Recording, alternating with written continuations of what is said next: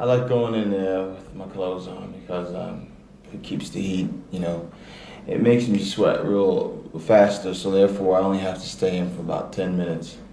Instead of, if I have no clothes on, it take maybe about 15, 20 minutes, you know. So I get it done a lot quicker with the clothes on. And besides, feel more comfortable with my clothes on. Take them off when it's time for business. I'll drop my water maybe like 2 days out from a contest.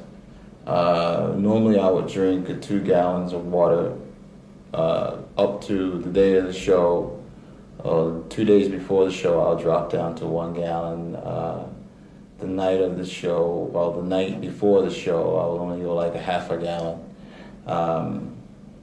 And in turn, doing the sauna along with dropping your water intake will help you release the water underneath the skin so that you will look and appear a lot more defined when it comes to time for you to go on stage.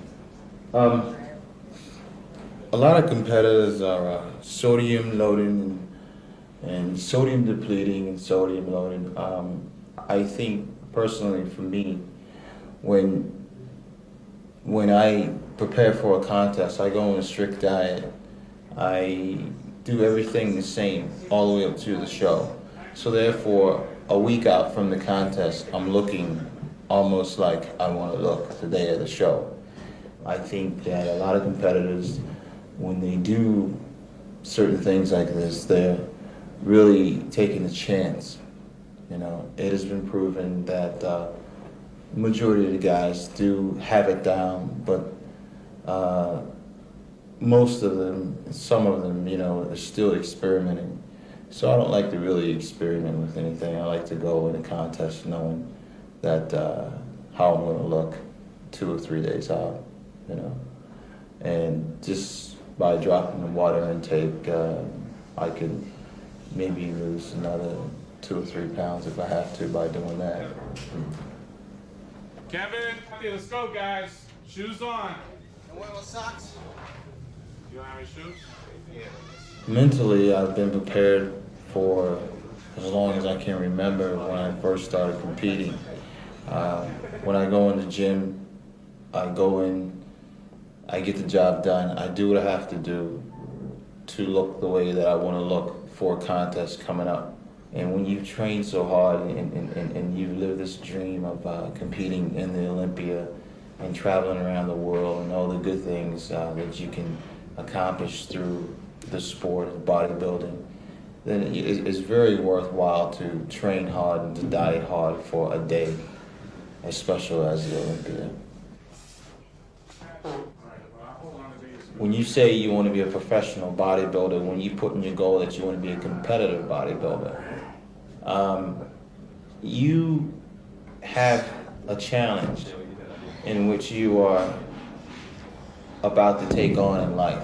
You have to be positive. You have to have a mental drive, a focus, something that wants, you know, something in you to make you drive and to want to excel. It's a very hard sport, but it's only hard if you give up.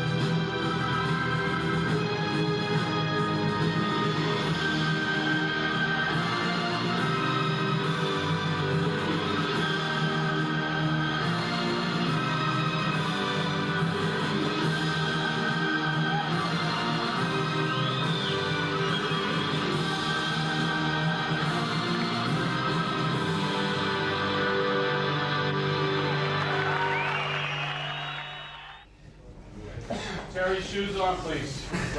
A lot of unemployment at the time in England, and I didn't have much direction in my life, so I spent a lot of time partying and drinking and things like that and getting into trouble.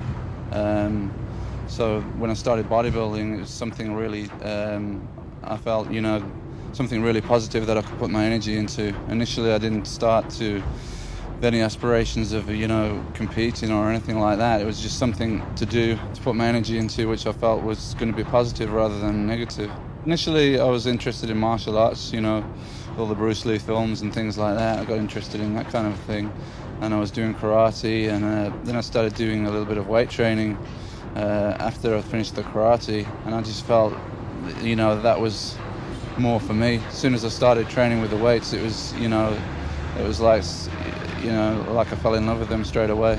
It was, you know, I was suited to it more than anything else. I have a small gym in Birmingham, which is pretty much my base for my own training. It's only a very small gym compared to the kind of gyms that you maybe get in the States and so on. It's in a basement, and it's really hardcore. It's just very heavy weights, nothing fancy, no saunas or anything like that. It's just strictly geared towards hardcore bodybuilding, and it's, you know, it's doing pretty well. You okay, Dorian? Yeah, please go on. Okay. Bodybuilding is getting more popular in England, but we don't get a lot of recognition, you know, like in the States from the media and things like that. There's no coverage on TV and the newspapers and so on that don't really cover bodybuilding in at least in a positive way. But it's definitely grown over the last 5 or 6 years. The Americans, they seem to be quite complacent and laid back, especially with their training. You know, whenever I go to America to train over there, it seems like I never see anybody really training very hard in the gyms, where back in England, you know, I think there's more of a working type ethic. The guys in the gym are really going for it and really training hard and everything like that. We might not have the sophisticated kind of facilities and so on that they have in the States, but I think there's a lot more, you know, there's a lot more heart and a lot more guts. I think they had it a little bit too easy in the States, and that's maybe why now you're getting a lot of European bodybuilders coming up and beating the guys from the States. From a financial standpoint of view, you know, I'm keeping my options open. Maybe I have to spend some time in the States or move there for some time. You know, I really like it in the States, the weather and everything like that, and the gym facilities are great. But it's just that my roots are in England, so, you know, I have to weigh up all the possibilities and take it from there. Dorian Yates.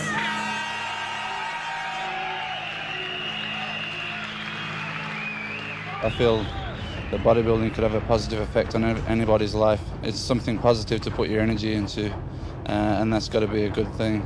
You know, as I say, when I started, I never dreamed of being a professional bodybuilder. It's just like happened one step at a time. I started in a small contest and built up from there. But I really feel that I owe so much to the sport of bodybuilding. I don't know what direction my life would have taken if I hadn't come across the sport. So I owe a tremendous amount to it, and it's really changed my life. New Mr. Olympia will be crowned tonight in 6th place, and he will take a $12,000 check. Vince Taylor.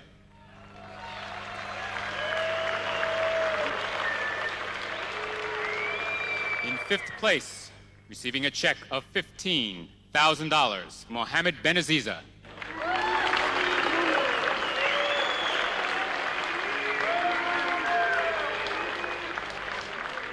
Fourth place, a check for $25,000. Give it to Sean Ray.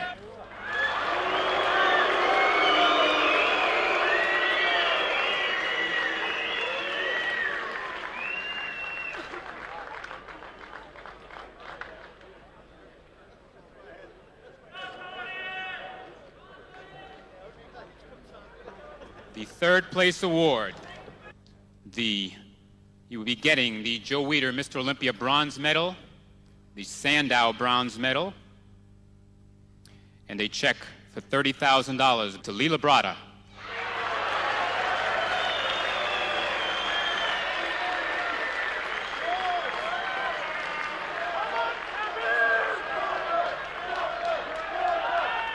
Please stay.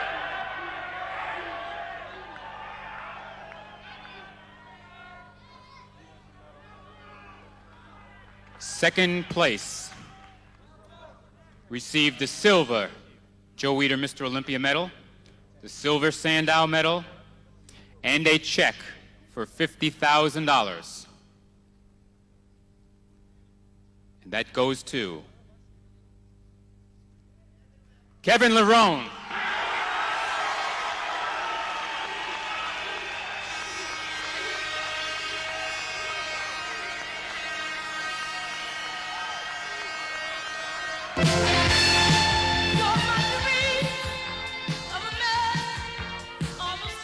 Presenting the Sandow statue, significant, of the Mr. Olympia Award will be Joe Weider himself.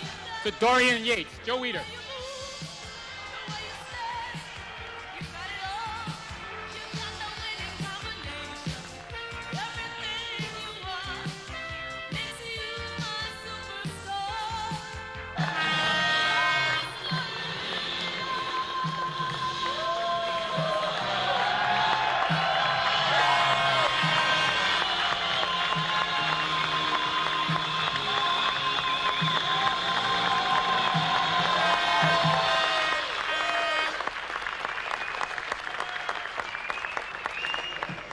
One more, Dorian.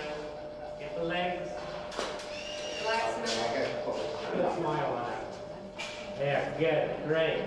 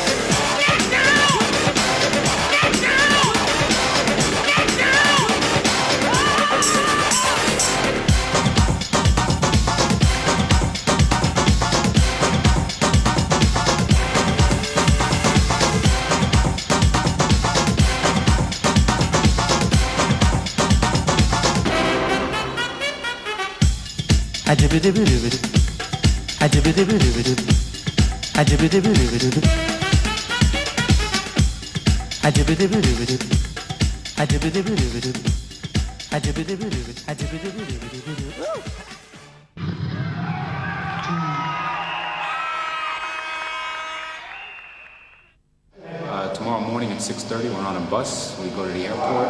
We fly to England. And in London, we take a bus up to Nottingham. And at 5 p.m. tomorrow, England time, we start another competition, the English Grand Prix. And we keep going on for the Grand Prix tour until October 3rd. We go from England to Spain to Germany to Italy, and then we end up in Holland.